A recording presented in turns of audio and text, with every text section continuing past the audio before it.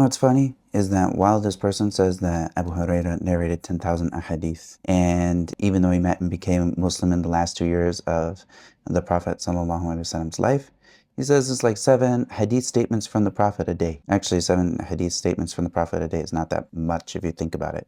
Like if you were hanging out with somebody all day, every single day, following them around, doing what they were doing, and all you picked up was 7 statements from them a day, that's not too bad.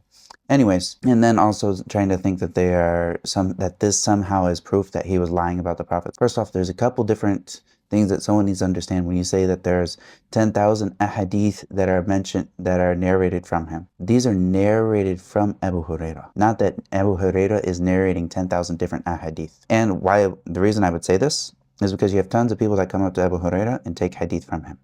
All right, so each person that takes a hadith from him, even if you repeated the hadith, this is going to be a different hadith that's narrated from Abū Hurayrah, meaning that it's a different chain of the same exact hadith that was already narrated. In general, all we have are 4,000 hadith that are sahih in the first place. We have 4,000 hadith that are sahih in total, regardless of whether you're looking at Abū Hurayrah or Jabir or Aisha or any of the others, radiallahu anhum, that narrated hadith. So you only have 4,000 ahadith if you were to get rid of the repeats and get rid of the multiple chains of all these different hadith. We have 4,000 hadith. Now let's see what portion of this did Abū Hurayrah narrate, and then think about how feasible this actually is. Because if you only have 4,000 ahadith and Abū Hurayrah narrated, let's say he narrated half of them, so that's 2,000 ahadith.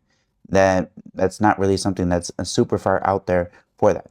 And of course, getting the exact number on this is something that requires someone to actually look into and to make sure that they actually understand this. But if you have Abū Hurayrah sitting down, narrating a hadith to people all day after the death of the Prophet ﷺ, then this is not a far out stretch for there to be more than 10,000 ahadith narrated from him, when many of these are repeats, because we have multiple people that narrate from him. And so of these hundreds of people that narrate from him, now we have each one of these, even if it's the same hadith, it's considered as multiples.